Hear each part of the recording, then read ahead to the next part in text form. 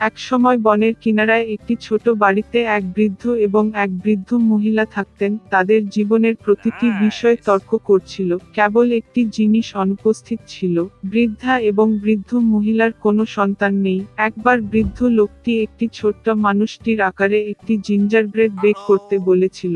বুড়ো মহিলা শস্যাগার দিকে তাকালো এবং প্রায় কোনো ময়দা অবশিষ্ট ছিল না। তিনি একটি বাটি নিয়ে গেলেন এবং বাক্সের সাথে স্ক্রাব করে নিচে বয়ে গেলেন এবং 2 মুঠো আটা 1 মুঠো জড়ো করলেন। বুড়ো মহিলা টক ক্রিম দিয়ে ময়দা গাঁথল এবং যখন সে টেবিলের উপর একটি জিঞ্জারব্রেড বের করছে, তখন সে তা নিয়ে একটি ছোট পুরুষের আকারে তৈরি করেছিল। বাহু, পায়ে, মাথা দিয়ে এবং চুলায় রাখুন। কিছুক্ষণ পরে বৃদ্ধা জিঞ্জারব্রেড বেক করা হয়েছে কিনা তা দেখতে এসেছিলেন। এটি নিয়ে উইন্ডোতে ঠান্ডা করার জন্য রেখেছিলেন। জিঞ্জারব্রেড লোকটি ঠান্ডা হয়ে শুয়ে পড়ল, তবে হঠাৎ উঠে বাড়ির বাইরে যতটা সম্ভব দৌড়ে গেল।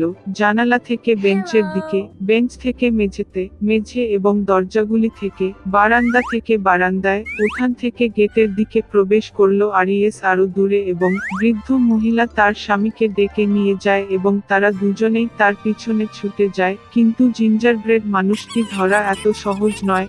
এখন তিনি ইতিমধ্যে মাঠে পৌঁছেছেন যেখানে কৃষকরা তাদের ফসল মাড়াই করছিলেন। দৌড়ে অতীত আদা রুটি লোকটি তাদের কাছে চেঁচিয়ে উঠল যে তিনি ইতিমধ্যে বৃদ্ধ মহিলা এবং বৃদ্ধ ব্যক্তির কাছ থেকে পালিয়ে এসেছেন এবং সে খুব সহজেই তাদের থেকে পালিয়ে যাবে। কৃষকরা এই শুনে তার পিছনে ছুটে গেল, তবে তারা যত দ্রুত দৌড়ান তারা তার সাথে ধরা পড়তে পারেনি।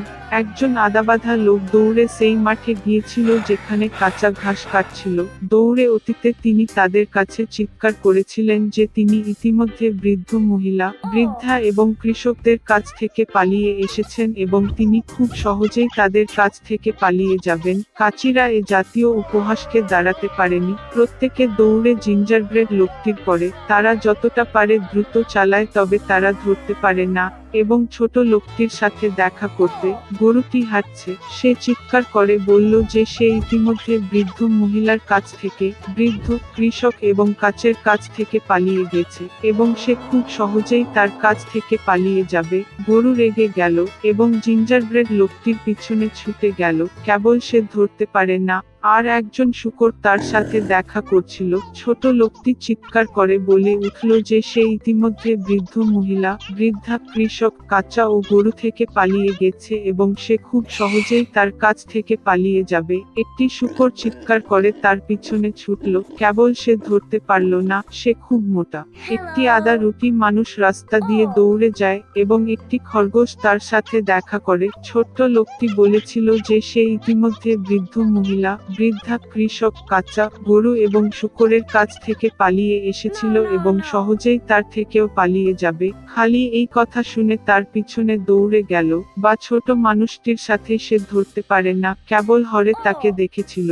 একটি জিঞ্জারব্রেড লোক ছুটে আসে এবং একটি নেকড়ে তার সাথে দেখা করে। আমি আপনাকে খাবো, বলে। আর ছোট লোকটি উত্তর দিল যে সে ইতিমধ্যে বৃদ্ধ মহিলার কাছ থেকে, বৃদ্ধ, কৃষক, কাঁচা, গরু, শূকর এবং খড়ের কাছ থেকে পালিয়ে গিয়েছিল এবং সেও খুব সহজেই তার কাছ থেকে পালাতে পারত। নেকড়ে লম্বা হয়ে জিঞ্জারব্রেডের দিকে ছুটে গেল এবং সে লাফিয়ে উঠল আর তার সাধ্যমতো দৌড়ে গেল। কেবল নেকড়ে তাকে দেখে। একটি জিঞ্জারব্রেড লোক ছুটে চলেছে এবং একটি বিশাল ভালুক তার সাথে দেখা করছে। তার ছোট মানুষটি ভয় পেল না, কিন্তু চেঁচিয়ে উঠল যে সে ইতিমধ্যে বৃদ্ধ মহিলার কাছ থেকে, বৃদ্ধা, কৃষকদের কাছ থেকে, কাঁচা থেকে এবং গরু থেকে, শূকর থেকে, খড়ের কাছ থেকে এবং নেকড়ে থেকে পালিয়ে গেছে এবং সেও খুব সহজেই তার কাছ থেকে পালিয়ে যাবে। একটি প্রচণ্ড ভালুক তার পায়ে স্ট্যাম্প লাগালো এবং তার পিছনে দৌড়ে গেল, তবে ভালুকটি খুব দ্রুত ধীরে ধীরে পড়েছিলেন।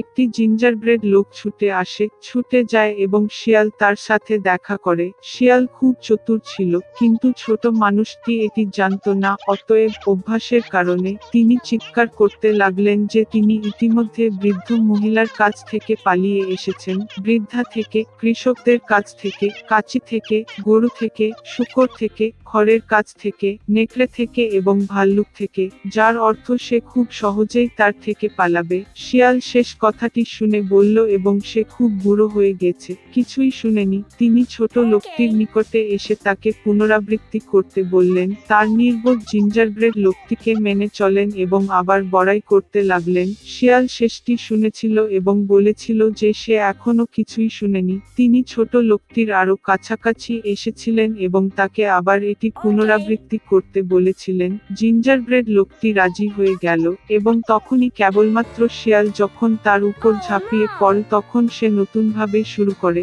এবং এটি খেয়ে ফেলল। আর জিঞ্জারব্রেড মানুষটি আর গর্বিত হয় না।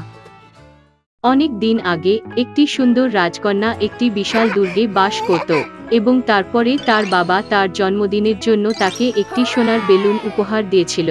রাজকন্যা উপহারটি এত পছন্দ করে যে সে তার সাথে তার সমস্ত সময় ব্যয় করেছিল। এই দিনগুলির একটিতে মেয়েটি বাগানে একটি বল নিয়ে খেলতে বের হয়েছিল, কিন্তু খেলে সে কিভাবে পুকুরের কাছে শেষ হয়েছিল তা খেয়াল করেনি। রাজকন্যা বলটি উপরে ফেলে দিয়েছিল এবং ধরার চেষ্টা করেছিল, কিন্তু সে তার হাত থেকে পিছলে গেল, ঘাসের উপর ঘূর্ণিত হয়ে সরাসরি পুকুরে পড়ে গেল। রাজকন্যা বলটি পাওয়ার চেষ্টা করেছিল, তবে এটি ছিল একেবারে নিচে। তখন মেয়েটির পুকুর ধারে বসে কান্নাকাটি করা ছাড়া উপায় ছিল না, কিন্তু তখন ঘাস থেকে একটি শব্দ শোনা গেল। রাজকন্যা পিছন ফিরে তাকিয়ে তার সামনে একটি ব্যাঙ দেখতে পেল। তিনি মেয়েটির দিকে তাকিয়ে জিজ্ঞাসা করলেন, কেন রাজকন্যা কাঁদছে? কথা বলার ব্যাঙ দেখে মেয়েটি খুব অবাক হয়েছিল এবং কিভাবে বলটিকে জলে ফেলেছিল তা জানালেন। ব্যাঙ মনোযোগ সহকারে শুনল, পুকুরের চারপাশে ঝাঁপিয়ে পড়ে এবং মেয়েটিকে বলটি ফিরিয়ে দেওয়ার জন্য আমন্ত্রণ জানিয়েছিল, কিন্তু বিনিময়ে তিনি একটি অনুরোধ পূরণ করতে বলেছিলেন, ব্যাঙের সাথে বন্ধুত্ব করতে এবং তাকে প্রাসাদে নিয়ে যেতে। সংক্ষিপ্ত চিন্তাভাবনার পরে রাজকন্যা রাজি হয়ে গেল। তারপর ব্যাঙ জলে লাফিয়ে দৃষ্টি থেকে অদৃশ্য হয়ে গেল। শীঘ্রই তিনি একটি সোনার বল নিয়ে হাজির হয়ে তা রাজকন্যার কাছে ফেলে দিলেন। তার উপহারটি ফিরে পেয়ে রাজকন্যা খুশিতে প্রাসাদের দিকে ছুটে গেল। তখন ব্যাঙ মেয়েটিকে তাদের চুক্তির কথা মনে করিয়ে দেয়, কিন্তু রাজকন্যা সবে হেসে বলেছিল যে এমন কুৎসিত ব্যাঙ কোনো প্রাসাদে থাকতে পারে না। সুতরাং মেয়েটি ব্যাঙটি ছেড়ে দুর্গে ফিরে এল। সন্ধ্যায় রাজা, রানী এবং রাজকন্যা রাতের খাবারের জন্য জড়ো হয়েছিল, কিন্তু তারা খাওয়া শুরু করার সাথে সাথেই তারা দরজায় করা শব্দ শুনতে পেল। তারপরে বাটলার ঘরে প্রবেশ করলেন এবং ঘোষণা করলেন যে ব্যাঙের দ্বারপ্রান্তে বসে আছে। তিনি প্রবেশের অনুমতি চান এবং দাবি করেন যে তাকে রাজকন্যা আমন্ত্রিত করেছিল। রাজা কন্যার দিকে তাকাতে লাগল এবং রাজকন্যা পুকুর দিয়ে সকালে যা ঘটেছিল তার সমস্ত কিছুই তাকে জানায়। বাবা এটি সম্পর্কে চিন্তাভাবনা করেছিলেন এবং তারপরে বলেছিলেন যে রাজকন্যা যদি কিছু প্রতিশ্রুতি দেয় তবে তার কথা রাখা উচিত। তখন রাজা বাটলারকে ব্যাঙটি ভিতরে উঠতে বললেন। দরজা খুলে একটি ছোট ব্যাঙ দুর্গে প্রবেশ করল।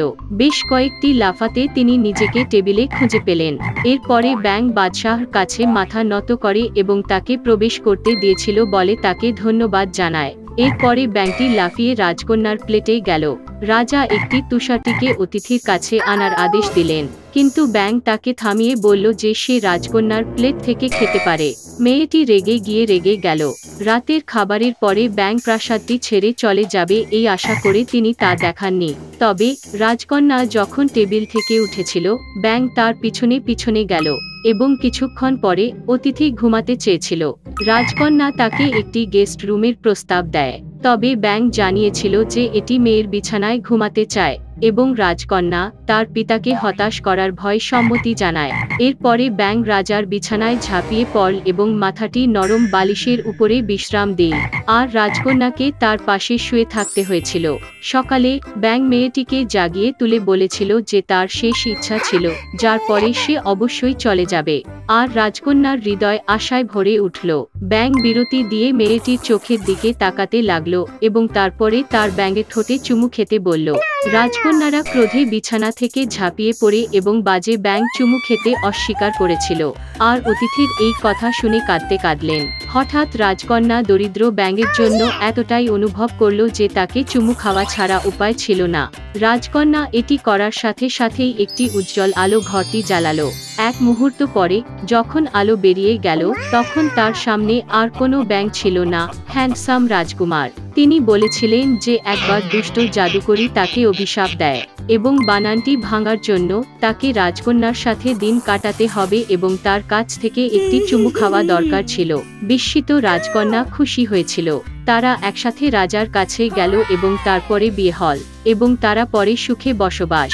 এবং রাজকন্যা কখনো তাদের চেহারা দিয়ে লোকদের বিচার করে না।